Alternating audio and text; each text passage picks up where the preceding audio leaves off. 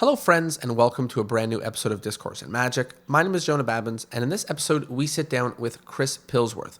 Chris is a phenomenal magician based in Ottawa, and he is a magic creative mastermind. He is so darn creative. When I was a kid, I was inspired by his magic up at Sorcerer's Safari Magic Camp. As an adult, or whatever I am now, mid-20s, but he performed on our Toronto Magic Company show and blew the minds of our audience. We had a ton of fun with him backstage, and some of our Toronto Magic Company team still say that he is their favorite performer who's come to town. And now I actually work quite closely with him and had some opportunities to watch him be creative, and he really is mind-blowingly creative. So you're going to love this episode. We talk about creativity, product design, magic design, so much more. This was an amazing episode, awe-inspiring. You're going to love it as much as I did. Here it is, a wonderful time with the one and only, very clever and highly creative, Chris Pilsworth.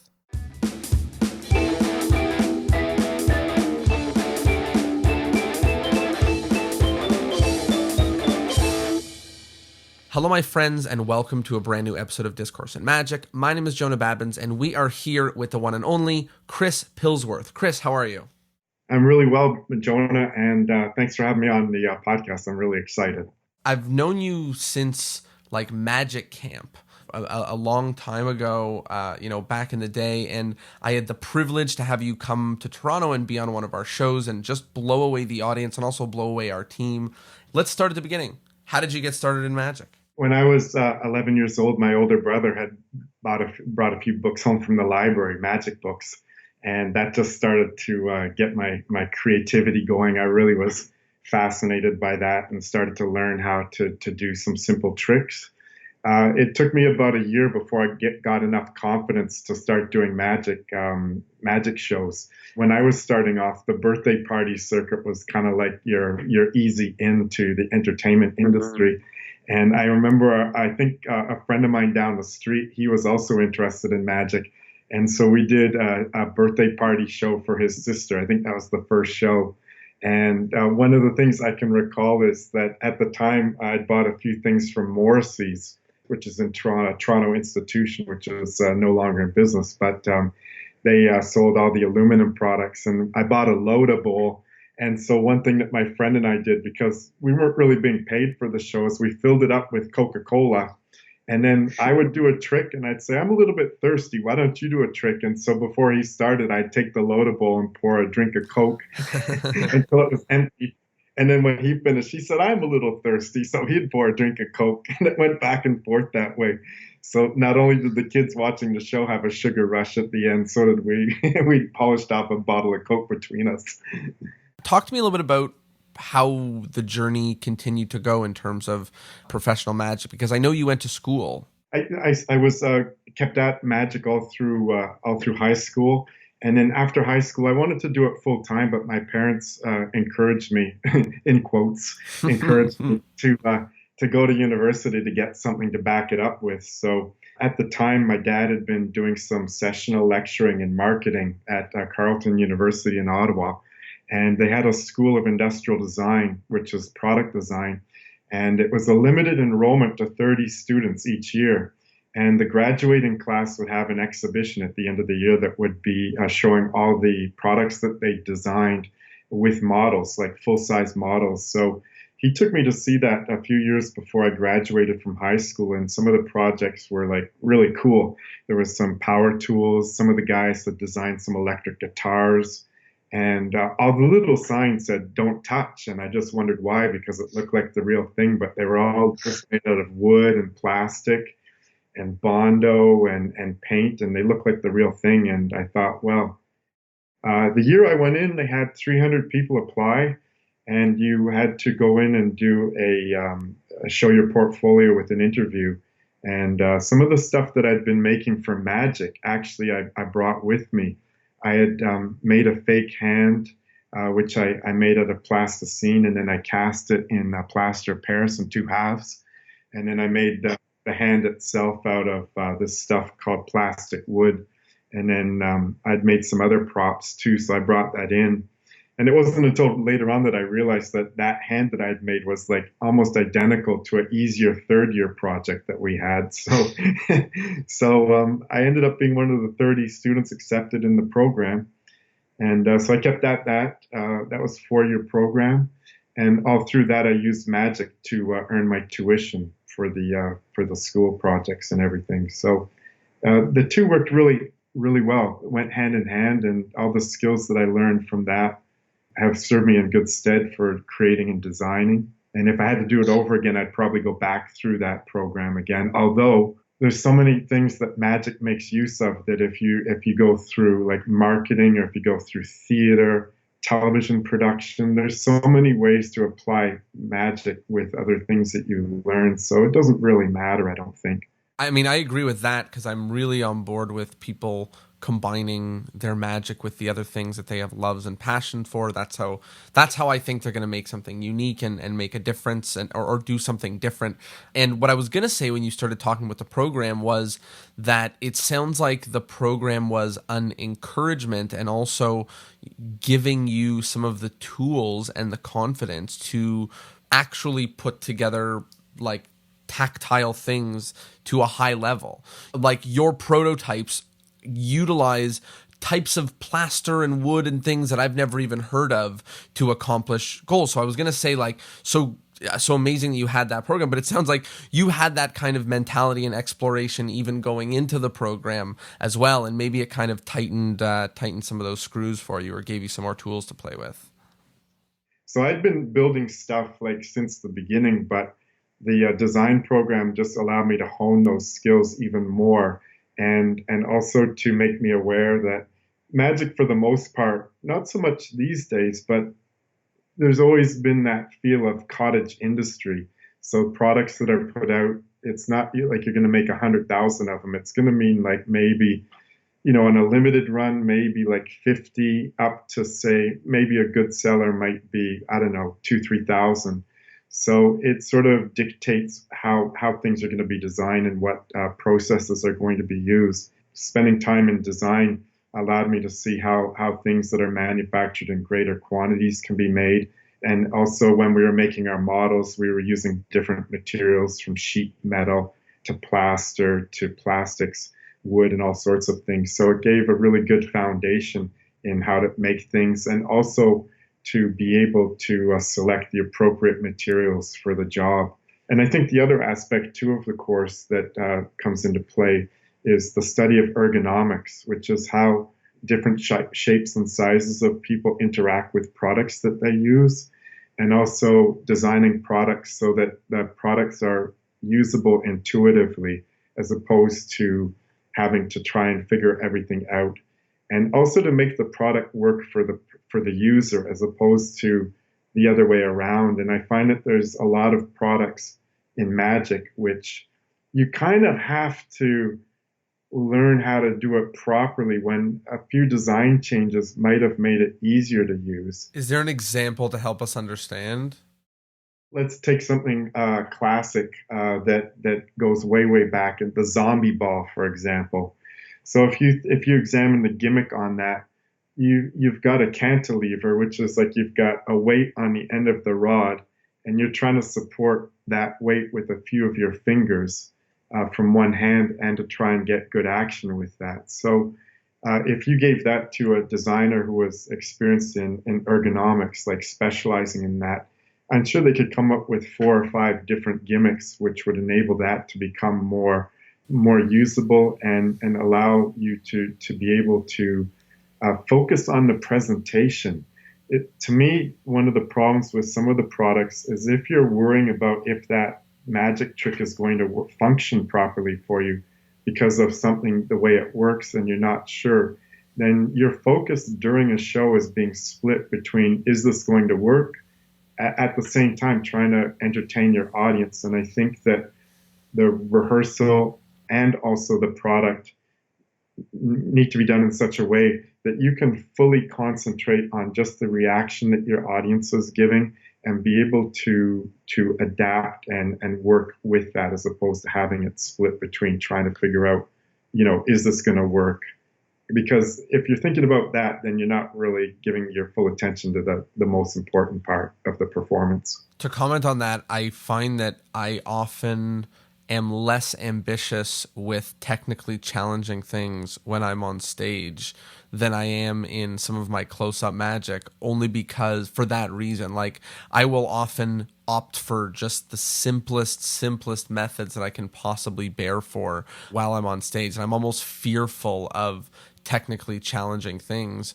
In close up, I'm a lot less worried. I feel like I'm more agile. But on stage, anything where I have to worry about multiple, this has to work and this has to work and this has to work, makes me very nervous. And I'm often, whether that's to my detriment or a logical thing to do, I'm often trying to like really simplify any mechanics or moves or functions that I have to pull off on stage. Yeah, and you know what? I think it's different for every performer because our comfort levels are different for the different aspects of what we're doing. So some people, for example, some performers might be great at being able to memorize and deliver scripts. So they're not really too concerned if they have to put together something, not quickly, but they have to be able to do that. Some people are sleight of hand are more competent. And so some of the things that they just sort of do without really giving it a second thought, other performers would go, wow, I'd never be able to do that in front of an audience in a million years.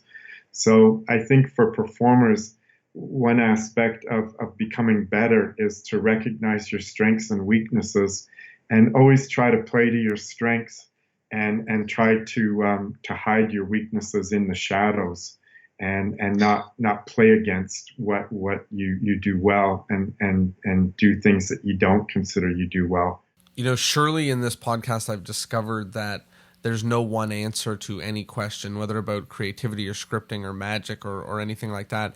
And I think the advice of, instead of just saying there are many answers, but saying play to the ones that work for you and make you shine in the best light, is a really good and natural way. You know, if you find yourself really struggling to script because you're so agile and you like ad-libbing on your feet, like there are magicians who do that. You're welcome to do it. And same thing if you find yourself really wanting to dig into the technical aspects of a trick, while others don't want to, you know, that's a-okay too. And if that's a place where you win, then continue to win there. So I love that. With respect to what you just said, I also think that if there is something that you're not necessarily good at, that not to necessarily give up on that if it impedes you from reaching an objective for a certain trick or a certain routine or something like that. I'm glad that you made that point. It has a focus on growth, you know, as people. So instead of avoiding the things that we struggle with,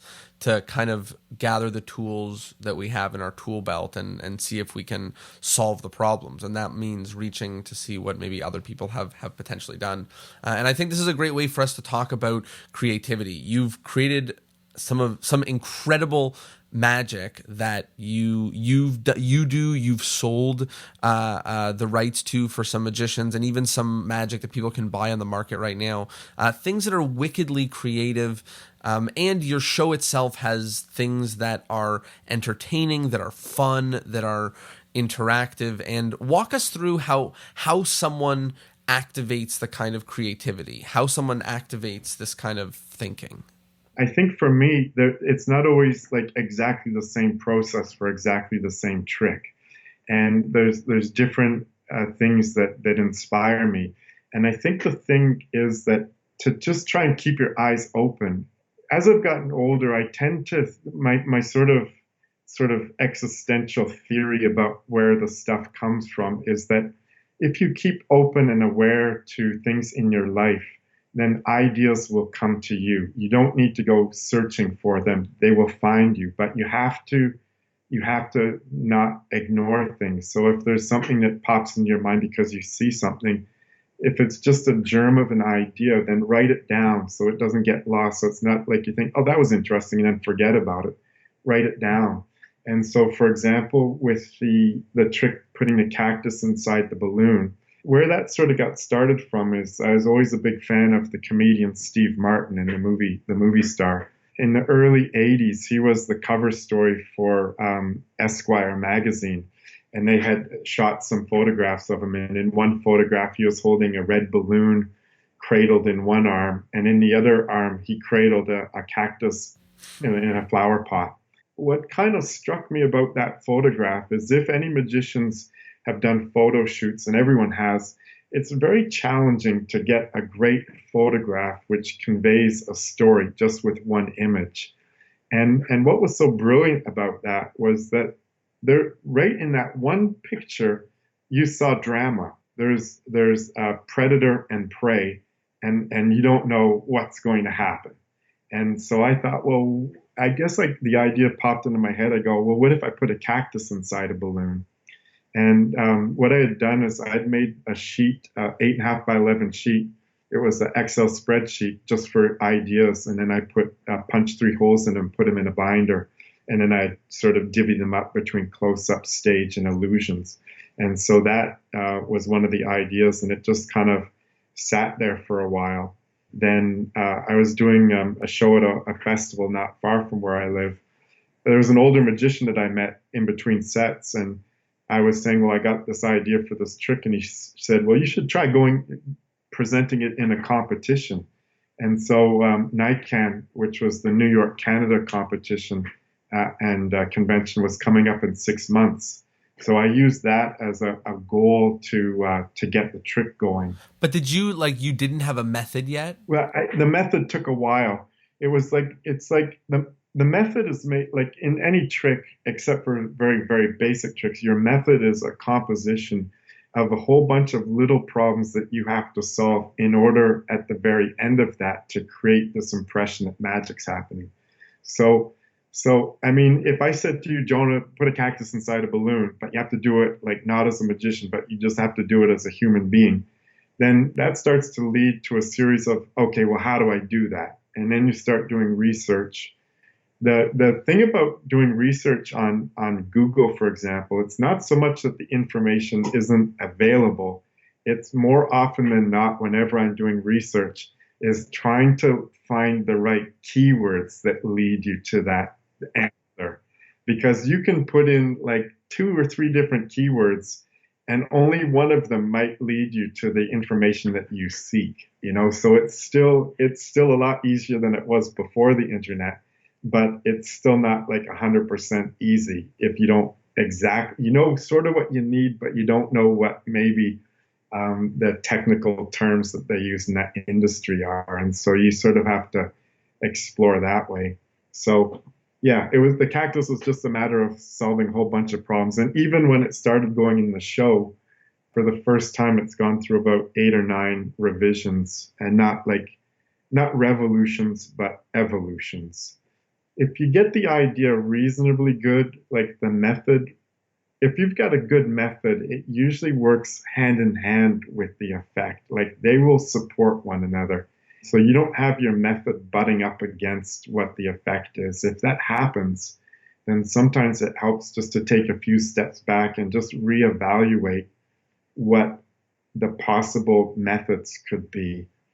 I wanted to ask a little bit about the creating of effects and getting a little bit more into it. And particularly because I think there's this notion in magic that there's these kind of 2 different ways to look at making magic. There's the effect first and there's the method first. And I find that the effect first is really frightening and really scary and really, really hard.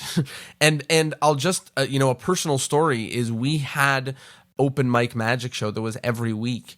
And there came a point in time I was doing, effects that I had. And then there came a point in time where I was trying to create things.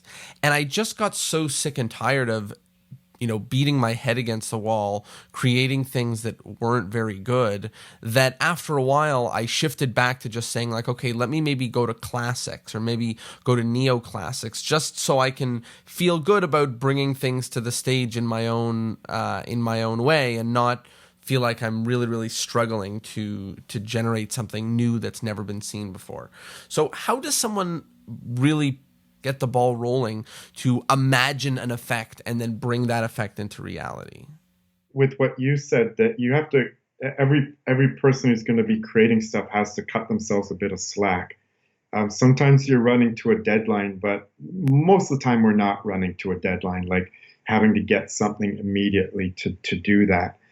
So in some instances, I'll come up with an idea, and it will be a while before the pieces start to fall in place. When that happens, it's like I put those on the back burner. I usually have a few ideas on the go, and so it just means that if I can make some forward progress with at least one or two of them, then that's okay. And it also means too when I'm creating that it doesn't always mean that everything that I create turns out to be something that I consider to be a winner. There's often times when I get to the end of it and I just think, nah, that's not good for whatever reason, So I don't think any one creator has the answer on how to make sure that everything that they create or generate is going to be a home run. Sometimes what I'll do, maybe just break it down a little bit more. One technique is to start off with an existing trick, and I've used this beforehand. So why don't we start there? Because that's sort of, in terms of creating, is probably the sort of the easiest endpoint for performers. So if you've got a trick that you like, or maybe that you do, the first step I think is always just to say to yourself, is there anything that I dislike about that trick? Whether it's the script, whether it's the premise, whether it's the prop that's maybe difficult to use, anything that strikes you as just sort of being a little bit of a problem for you with that trick. And so just asking the question, what do I dislike about that? Mark Correa, who I know you know, or now Mark Clearview, made a joke and he said, like, what a shame that the chop cup is metal. And I always thought that was a really funny comment, because one of the method that we're trying to hide, we have a big giant indicator that method might be the truth sitting right in front of people, and to me that feels silly. And I do the chop cup, and mine currently is a giant silver cup. So I don't know if that's a working example, but that's an example of something where I'm like, that's a great example to sort of just assess and analyze, because pretty well everyone will be reasonably familiar with what the premise is, what the trick is, and they'll have a visual image in their mind as they're listening to this about what that sort of classic chop cup looks like. So every performer is different, right? So one performer who could say, I don't have a problem with that. I don't have a problem that it's a metal cup and it's a ball that's got a crocheted, wool around it. I don't have a problem with that at all. They may have a problem with the premise, because they might say, I dislike the fact that every time they guess, they're wrong. They might have a problem with that. It might be premise associated. So that's one thing. It could be the prop. So some manufacturers have come up with a chop cup, which is a coffee mug. I've seen other ones where it's a Starbucks cup. So they manage to transform what they dislike about it into something that's organic and fits their character, their persona, or the type of props that they deal with, or the place that they work in. So if you have a formal close-up show with a close-up mat, that kind of sets the stage, because you're not really dealing with normal objects the way if you were showing tricks to a friend at Starbucks or Tim Hortons in Canada, or at a bar, right? That's where you maybe want to just sort of seemingly pick up objects that are already there. So it has that really impromptu feel, just like, oh, I just thought of this, even though it's been well rehearsed. So everyone can kind of take a look at that chop cup. So for Mark, he was saying, yeah, that's a problem for me, that it's a metal cup. So then you start to say to yourself, okay, so what could it be instead that's cup-like but doesn't look like that? If the metal cup is an issue, when I was christened, I had a little christening metal cup that was engraved. So maybe you still keep the metal cup, but you get it engraved and you describe it as something which isn't something you'd see each day, but it normalizes it as far as the audience is concerned. That could be a way about it. So for any time that you end up with these questions about, I don't like this, or there's a problem with that, there's multiple ways of coming at that, based on who you are as a performer and what type of props you have and everything that makes you you. Oftentimes, when we see someone who's come up with a unique spin on something, and you go, "Why didn't I think of that?" Well, the reason why is because it was all the thoughts that I had in my mind that led me to that problem. So, like for example, with for the cardiographic, the Martin Lewis cardiographic trick, when I saw it done, as soon as the card starts rising out of the deck, it just rises at maybe like an inch out of the deck or like 2.5 centimeters for our Canadian friends and European friends. To me, it was like, okay, I know that's the card, right? It's like the card hasn't fully risen yet, and yet I already know what the end is. So I'm one step ahead. And so I thought, well, how can I prolong that aha moment for the audience so that it happens at the end? And for some reason or other, I was just playing around. I made the prop myself, so it wasn't as though I bought it. I had actually made the first one, so it wasn't a problem to kind of like remake a new one. And I thought, well, if I tip it on its side, the card on its side, every time it rises, it becomes a bigger triangle, which is like, and that's kind of like a creepy, kind of cool visual. It's right. Not like it's rising, it's like it's getting bigger. Those are two separate effects that are taking place. And when it gets bigger, it's like the audience is thinking, okay, he just drew that mark on it, which is like a triangle. And now the triangle's bigger, which means he had to erase the previous triangle and somehow get the new one in place. What's going on with that? And then there's a bit of color, and it's like, what's that? And it's not until it gets all the way to the top that you realize, oh, it's the playing card. Oh, it's the playing card. I was able to shift that aha moment that the audience has where they're ahead of me to later on where that's where I want them to get it. And so that just started with, I don't like that part of the trick, just questioning that. How can I change that, you know? One thing I keep thinking about with what you're saying is the persistence to want to solve these problems. Like the persistence to say, you know what? Like I'm going to keep grilling at this problem until I solve it, and maybe I won't, and maybe I'll never do this trick because I haven't solved it, or however that persistence plays a role. Yeah, and when the tricks end up getting like revised, pretty well everything that I've done gets revised over time. It's for two reasons, maybe more than two reasons, but I like to do great magic. You know, no matter how well a performer is known, that to me is not really too important. I never wanted to be considered a subpar magician. And there's no shortcuts to becoming a great performer. There are no shortcuts for that. It means that you have to put in the time. You have to some instances we can consider ourselves artists. I think there's few people that are artists, but there's no excuse because sometimes that's just your way of thinking, right? I think there's no excuse though for not being a good craftsperson in magic. A good craftsperson, in my estimation, is someone who identifies problems and says, I will not allow that problem to exist in my show or that trick anymore. I don't want that to be a part because that diminishes the impact that I'm giving to my audience who have taken not only their time and also their money to see me.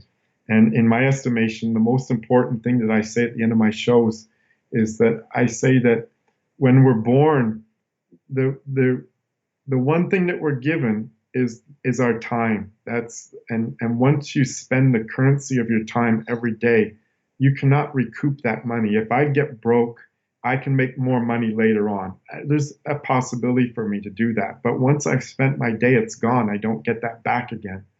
And so I feel that it's super important for us not to waste the time of our audiences. One of the overarching messages of what you just shared is about magicians choosing to spend their time on focusing on these problems that they find and actually putting effort towards solving them, making every moment count. I find myself very curious when I'm chatting with full-time magicians who are also talented creators and innovators and who don't stop doing that. I find myself wondering how they spend their time. And I think that that's another subject that people don't talk about. I don't know the right kind of way for you to talk about this, but I'd love to know what percentage of your time, whether that's day or week or month or whatever, is spent at the work table or creating or problem solving. What percent of the time is spent just doing the business, the marketing? Like, how do you allot your time in a way that feels comfortable to generate new magic? For time management is like it's a little bit it's tricky. Like even for me, and I've been at it a long time, I sort of tend to focus on like new creations when an idea gets like so good that I just can't like not do anything with that. You know, it tends to be that just with my the way that my brain works is that I find that generally I'm a an introverted person, and when it comes to creating things, I found at school, in university, and also when I'm creating things, that I don't have the full solution like right from the get-go. It's always about little problems along the way, and maybe one solution creates a back problem that I have to revisit and see if I can get it. I find that if I do a little chunk, it's easier. It's easier to work on creative problems if there's more of a like not necessarily every day I'm going to sit down at 9 o'clock in the morning and work on this, but if you say that throughout the course of the week I might revisit this 3 times, like throughout the week, and so I say I'll work on this for maybe I don't know hour whatever. I mean sometimes you get to the point where you're on a good roll with it, and so you can just like keep running until you get to the point where either you're tired of thinking about it or you've reached a roadblock and you don't know where to go with it. So I find my brain works pretty well if I just say, okay, I'm not going to push it anymore, because usually at that moment for myself, when I try to push it, that's when I start to get into an area where poor decisions are being made, which might end up being detrimental to all the grounds that I've gained up to that point. So then usually, like sometimes in the shower or before I go to sleep at night, I'll think about the problem. And in the shower, sometimes a solution will just kind of pop into my mind about that one little thing. So that might be a day or two later. And then I'll have enough things to work on for maybe another hour with that project. And then like 2 days later, same thing. So that you never it never leaves your mind long enough that you have to like you get back to it and you go, I don't know what I was thinking. If that happens, another technique which I use a little bit, which has been helpful, is if I'm working on a project that it's not even close, but I've made some good work on it, but I'm just reached a huge stumbling block. If at that moment, I write down everything that I've done, like all the steps I've taken and the things I've discovered with that, and maybe make some sketches, like just quick illustrations that will remind you of where you were at, or type it up or whatever, just like document that on one page or whatever. Then you can set that aside with the things with the actual prop that you're with. You just put it on the shelf. But then when you go back to it, like maybe a month later, you just like read the page and you go, oh yeah, it brings you up to speed like almost immediately, so that you don't spend like maybe a day or two trying to figure out why you made Where you were. yeah, where you were with it. And then it's like you might not even remember what certain thing was done for a certain reason. And you start working on it, and then you get to a point where, oh, that was a mistake. Oh, that's why I did that thing, you know? So that might save you a bit of time. So you can document those things, and sometimes that helps as well. I was just going to say, it seems like documentation plays such a big role. Yeah, you can just like just get a file folder, either a physical file folder. I'm kind of partial to like file folders, physical ones, because if I'm doing like a quick sketch, sometimes I might just like pull out a post-it note because it's the closest thing. I just do a quick sketch and drop it in.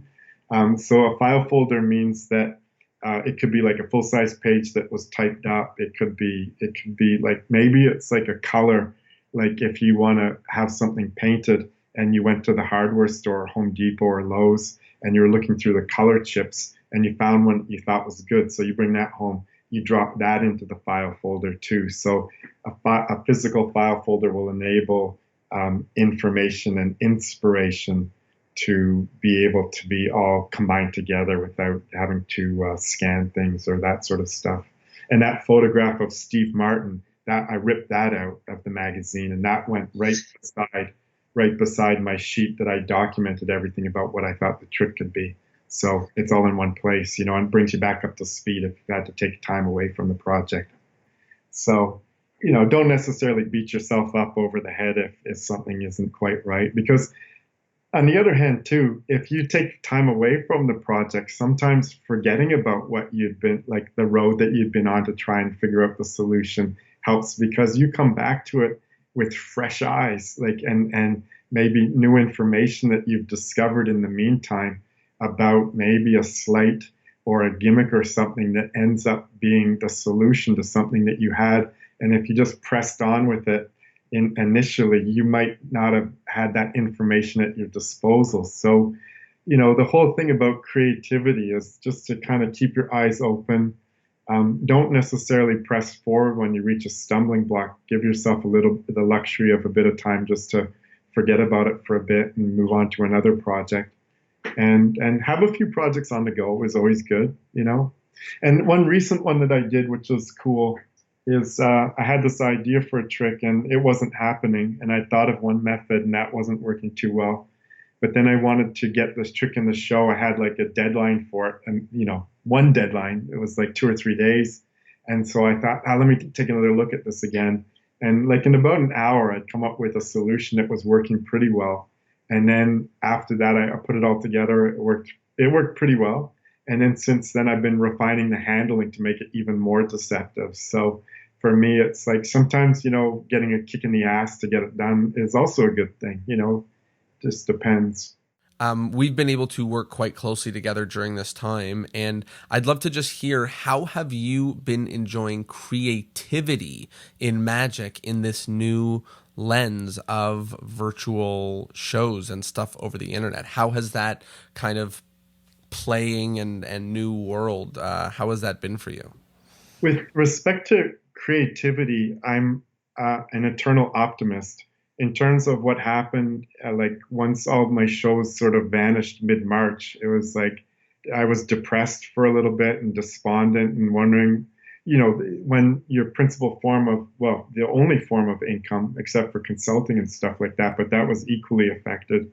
When that starts to happen, and it's all I've been doing for my living for, over like 35 years now, I guess, it's like a big shock.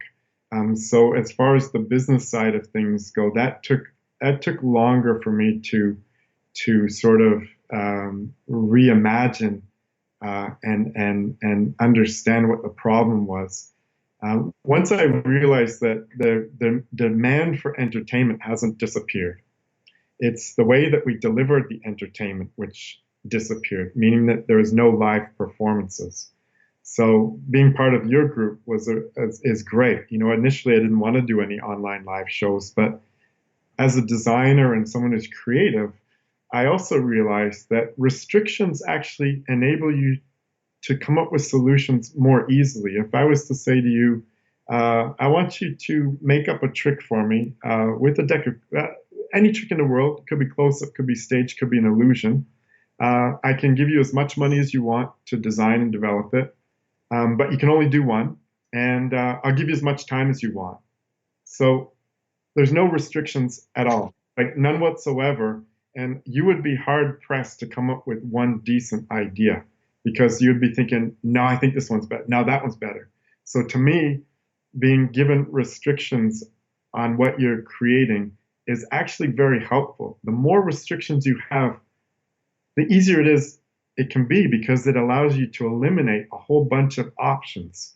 For this type of thing, creating right now is like, I recognize that online shows, I think I might have mentioned this to you, but now, for example, think of what all the advantages are as opposed to disadvantages. So one advantage is an entire audience is watching your show through the eye of your video camera. So now the whole audience is watching through one point perspective, which means all of the tricks that you thought were great, but were the worst tricks as far as angles go, because they were terrible for angles, have now become your best friend because you control where everyone sits. Everyone's sitting in that one seat directly in front of you. You could have an audience of 1,000 watching this show, and they're all sitting in that one seat. So to me, that's a case where Oh, okay. So now there's a whole range of tricks that I thought were great beforehand that I couldn't use because I can't control that specifically, and I'm able to use that. Everyone at a live show gets a front row seat. Everyone is in the VIP section because now they're sitting in the front row, and that's where they're watching. And not only that, if you're looking at the eye of the camera, you're talking to one person at a time. And then some performers will say, well, the medium is different. But what I consider is think about all the TV shows. Like maybe this might be a bit dated, but people can fill in their own with their own shows. But like, for example, in Canada, Mr. Dress Up, all those kid shows. In the States, Mr. Rogers, just because everyone knows Mr. Rogers.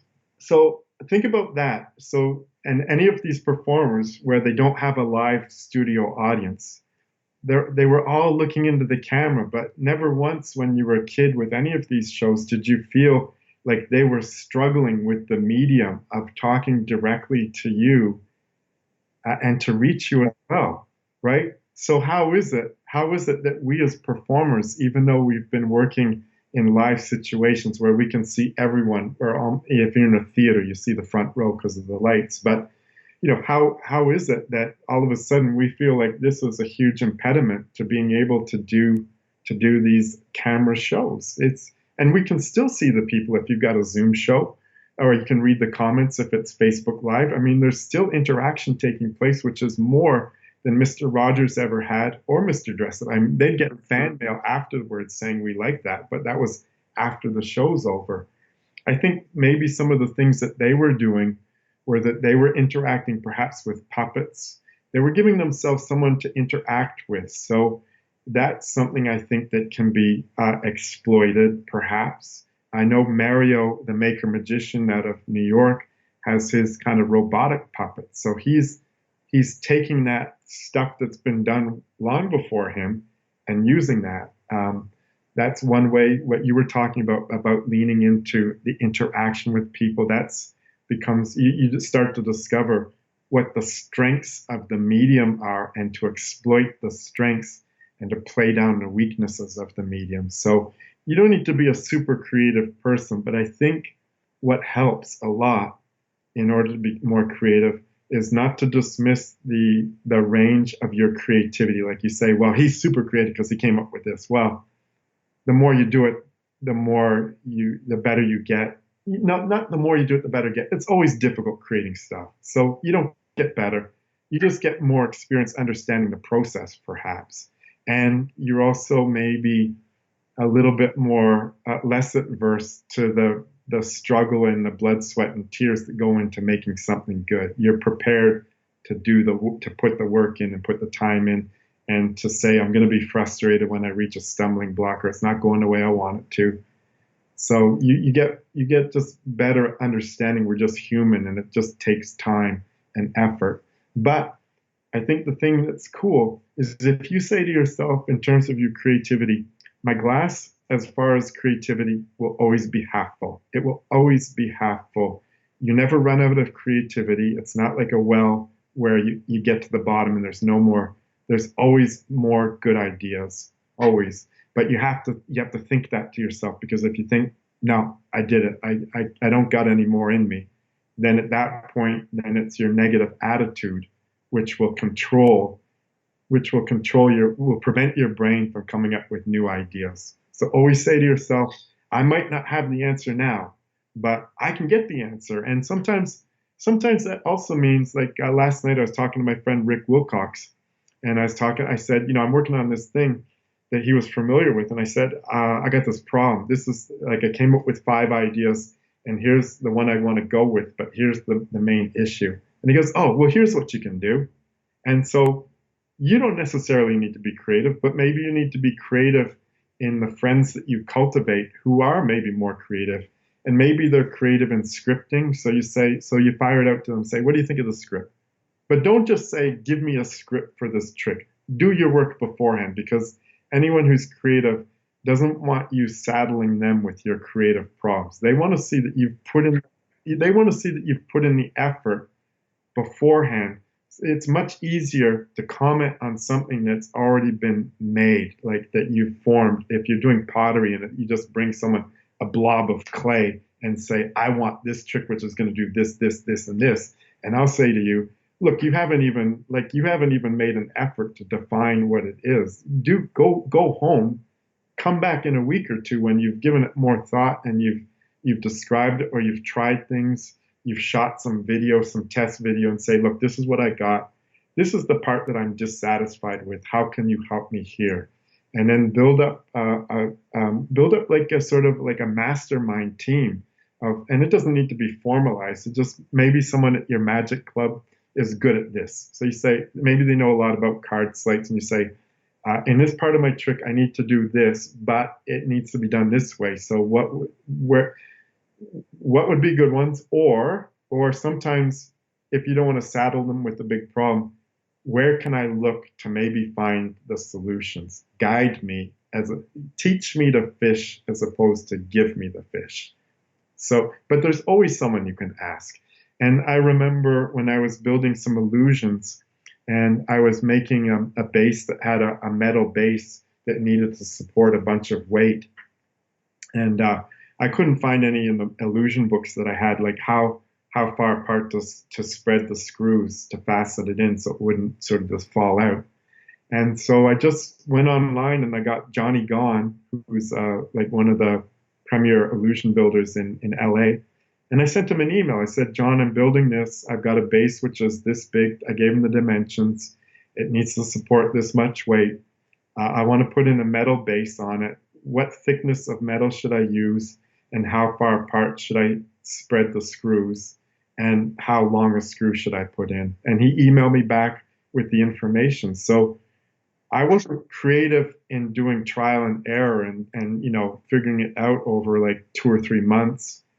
I was creative in trying to get to the knowledge of someone who had done it previously. So creativity doesn't mean that you need to have everything. It just means that you're not ever gonna say to yourself, I'm stuck and that's it, I give up. I love that notion that oftentimes the job of the problem solver is to seek the one who has the solution and not necessarily try to find it themselves. The last question that I wanted to ask you about before we got to the wrap-up question is unrelated to all of this. It was a moment that we shared that I don't know if you know how important the moment was in the history of the Toronto Magic Company shows. And what it was this: backstage before you went on stage, you huddled together all the performers and you said, I don't know if you guys saw, but out there, I don't know if you saw who's here tonight, but out there is the best audience ever. And we loved that. It was such an amazing, exciting moment for us performers. And now we do it every show with the performers. Ben and I do that bit every show. And it's such a funny moment, but it also is kind of like, it felt to me like a modern or a different approach to that, I love my audience, I love my audience. I just wanted to talk a little bit about the joy, the privilege of going out there and sharing magic, because that was something that really was clear in what you did, in watching you perform, is doing magic, being in the moment. And can you touch a little bit on kind of the specialness of performing magic? A long, long, long, long, long time ago, before there was like major cities, you would have to go out and you'd have to go hunting in order to gather the food that you would eat for the day. If you didn't have the food, you would starve. So every day, that was your work. Your work was making sure that you had food for yourself and your family, and that you had shelter, and that those were the main things. And as time evolved, jobs became more specialized. And then we would barter things. So you would go to someone who had something that you want and offer them something in return. And then we got currency, which enabled you to get multiple things from different people without having to find the person who had exactly what you wanted. The money would enable you to barter. And every now and then, I think to myself, how crazy it is that in this world and in this lifetime that I've got, that I'm able to live by standing up in front of people and presenting to them in an entertaining way something that they believe in their mind is impossible. How how weird and wild and wonderful is that? That that that we're living in a time where that is possible. You know, we most of the people that got into magic, I don't think anyone. Well, I shouldn't have a blanket statement. I don't think that most people who got into magic, whether it was for a hobby or whether it was for earning a living, I don't think they ever got into it because they thought, I'm going to be a millionaire because of this. There are so many other ways and other occupations to earn a living, which would provide you with more money on average than being a magician. However, that being said, the richness of a life of being a magician is incredible. It's taken me to China. I've been able to meet people around the world that have become good friends. Every time I'm out in front of an audience, how wonderful is it that we can share a moment in time and have a wonderful interaction and exchange, which enables all of us to feel better about what we've seen and who we are, and and also just what I was saying beforehand about how life is made up of the currency of time, and we can't get it back. And I don't want anyone walking away from my show ever. I mean, I can't make that happen, but I want to do my utmost to make sure that whoever walks away from my show feels like they didn't waste their time. And I say to my audience, I say that it's been a privilege and a pleasure to share my time with you, and this has been the best way to spend my time right now here with you. And if you go into a show with that approach, I think it helps to make you feel like what you're doing, no matter what it is, whether it's at a restaurant and you're just working at that table, that you have the potential to be able to really um, make people's lives better, and in return, we end up being able to live a very rich and rewarding life. You know, that's sort of it's a bit philosophical as well at the same time. I feel what you're saying, both as someone who watched you clearly express that to us magicians backstage, to watch you clearly express that to the audience, and as a magician myself, you know, feeling the gratitude of living this strange life of, you know, entertaining is incredible. So I definitely resonate with you on that. And we are approaching here the end of the episode, and with that, there are a few wrap-up questions that each and every guest is asked. So the first of which is the endless chain. So every guest is asked to recommend another guest that would be fantastic for the podcast. The only caveats are, number one, I must not have interviewed them already, which gets harder and harder as the podcast goes on. And number two, that you have to be able to put us in contact. You can't just say teller. So who is the magician who you think would be a fabulous addition to this podcast? There's two, but I think one would be better for now. Gene Anderson. I don't know if you've entered. Not yet, but Right now, Rick Wilcox. Rick Wilcox would be an awesome one because Rick, he's just on the cover of the Linking Ring magazine. I've worked for him, but even though I've worked for him, we're really good friends. He's terrific. He's a terrific person. He's a great magician, and he is so enthusiastic about magic. And even though he's been doing it for as long as I have, he still wants to get better. He's still learning. He's still excited, and he's exemplifies all that is good in magic. So yeah, I'll give you his email, and he would be a great guest. Phenomenal. The next question is about modern magic. So, what's something you like about the world of magic going on right now, and something you don't like about the world of magic right now? The things that I don't like, they're not particular to any given time. They're like they've always been there. So I don't like it when performers don't try to do their best. When they treat art, I'm going to say art form because I believe that magic, I don't believe it's always an art form, but I believe it has been. I have seen artistry in magic, no doubt about it. But I think that if you if I see a performer who's enthusiastic and trying their best, and maybe the trick wasn't the best, I don't have a problem with that. I have a problem when I see someone who's winging it or hasn't practiced enough and just doing it and doesn't care about the quality, doesn't care about the art form that we have. I think that I liken magic to a lady. I read something similar to this in Harry Anderson's acceptance speech, which was written up in his book Wise Guys when he won Magician of the Year from the Academy of Magical Arts, like a mistress. And and I think that I don't want to disrespect the art form because I think it's too valuable to treat lightly. And and I don't really like it when performers don't do that. For me, magic, I have a quote that I came up with, and I don't know if it's true. I mean, it's partly because of what I do. I think there's nothing better than a great magic show.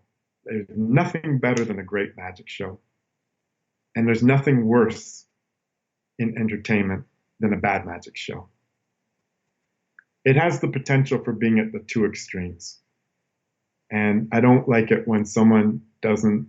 I've seen some really like some magic shows that are so bad, and you just want to go up to the performer and like wring their neck and say, "What are you doing? What are you doing?" Because there's so many glaring errors there, and you should know better because it's not like this is the first time you've done the show. It's like you've had the time to make these things better. Even if it's just incremental improvements all the time, it shows that you haven't respected my art form, and I don't feel that you have the ability to call yourself the same thing that I am. You are not a magician. If I am a magician and I don't consider you to have put in the work to be able to call yourself a magician, you are disrespecting what I have struggled so hard to make my magic good. And that to me, that pisses me off, to no extent because it ends up dragging down everyone else, right? You hear so many times when people say, "Oh, we don't want a magician because the last guy was terrible," and so they won't hire me because they think if they've seen one bad magician, everyone else sucks, right? It's not like if you see a singer and they suck, you say, "I'm never going to listen to a singer ever again. I'm not going to listen to the radio or a CD or online or Spotify." You don't say that. It's just like with magicians, though. So it's like all that crappy stuff out there that just anyway. I don't want to get too just irks me, but as far as the good stuff, I I love how magic has the capacity to keep advancing and reinventing it. Not really reinventing, but just continues on this wonderful path. And I find magicians are some of the most resilient and creative and interesting people. And I love that, some people would say, well, you can't learn anything from DVDs. It's books all the way. And why just put these single tricks up on Instagram or TikTok? And I say, no, no, it's all good. It's like they open up my eyes as an older performer to ways that you can still do magic in this world using like all this new stuff, taking advantage of it all. I really am inspired by young performers and what they're doing and how close-up magic, a lot of the close-up magic that's come out is all this sort of really cool organic magic that's taking place using items. If the guys from like the kings from like the 40s and 50s, like Vernon and Slidini, I mean, they'd look at this stuff now and go, wow, that's like, it's like a golden age of like close-up magic. There's multiple golden ages, but it's just like it never dies out. It'll never be the top of the pop culture, but magic. I have a funny comment. It's like magic's like the cockroach of entertainment. It will never die. There could be a nuclear bomb going off, and like almost the entire population of the world is like gone. And then, but there will be a magician, and he'll be doing magic. Yeah, exactly. It'll happen. It'll never go. So that to me is always like reassuring that the art form will survive and thrive, and I think that's good. I like that, and I think like, just to reiterate what you're saying, we've kind of seen a lot of that happening right in front of our eyes with magic happening on Zoom, on TikTok, on all of these platforms where innovation is just happening at a rate which is like we've never seen before. So I'm with you on that, and loving to see it grow and thrive. The next bit is the take-home point. So people have been listening to us talk about magic for a while now, and what is one thing from this episode that if people think back to it, that if they remember just that one thing, that would be a highlight? What's the most important thing for people to remember? In a nutshell, I'll just give a bit of a story. I think in some instances that magicians aren't as reassured to be creative, because magic, I feel, is an art form that's binary. It's black and white in the sense that you fool the people or you don't fool the people. It's not like you half fooled me. It's like you could see a singer and you go, oh, they were pretty good. It's not like they're great or they suck. It's like there's a big range in between. With magic, not so much. When you invent your own trick and you show it for the first time in front of an audience, there's a lot of fear that the trick won't work, because you really don't know until you throw it out in front of an audience. When you buy a trick, there's a sort of a guarantee or that the trick will work because someone else has done it, and the only reason that they could sell it is if it worked. So I think there's a fear of creating, because your ego is fearful that if you create something and you show it to people and they figure it out, that will make you feel bad for your ego. So I would say the thing is, don't fear to be creative. Don't fear to explore thoughts and ideas about what you think magic can be for you. And if you're fearful, then come up with some techniques that can help you overcome those things. With just recently with some Zoom shows, I'm fearful that the Zoom show will not be as good as my regular show.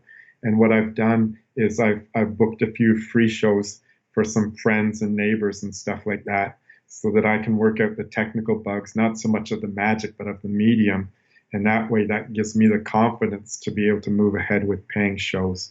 So for creating, maybe I usually show new tricks at the Magic Club when we have a meeting, because I know if I flub it, it's no big deal. If it goes sort of so-so, they can provide me with some good advice.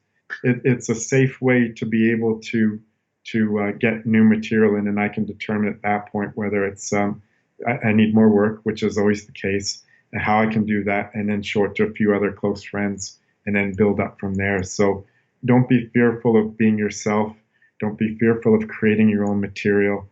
Don't be fearful of asking for help from other people who are more experienced, and just rejoice in the fact that we're able to do this for a living, and it's such a wild ride to be a magician and earn your living or do that for fun. I love what you're saying about, not being fearful, and that you don't need any permission for creativity and just to go and to do it. That's a really meaningful message for people to remember and to stick with them. The last thing that I want to ask is where people can find you, and also, and I know it doesn't kind of exist right now, but hopefully soon, when people check the description of this podcast, they'll find a link for where they can find some of your magic products. But where can they find you and some of your products right now?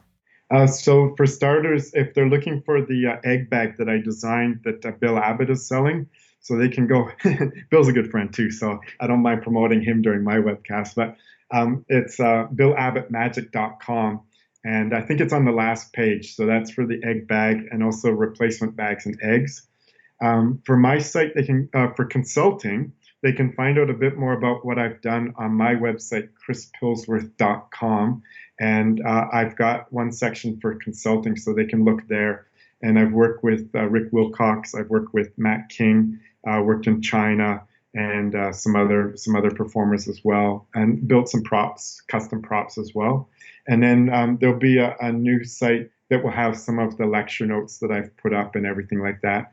But in the meantime, if that's not up by the time this airs, then they can just shoot me an email, info@chrispilsworth.com, and then I can give them an outline of some of the lecture notes that I've put together and close-up tricks, that sort of thing. Well, Chris, thank you so much for joining us. And like you mentioned so many times on this episode, the importance and the value of our time and our audience's time. And I'm grateful that you spent your time with me and with all of our listeners and sharing everything that you've learned about magic, about creativity, and so much more. So thank you so much for joining us for this episode. Oh, you're welcome. It's been a privilege and a pleasure. And I hope this helps other performers sharing some of this information. I know it will. And of course, a big, huge thank you to everybody at home who listened in, joined in, learned something, and is now going to put it into action, get creative, and solve some problems. Thank you, Chris. Thank you, everyone, for being here. And we'll see you all next Thursday. Peace.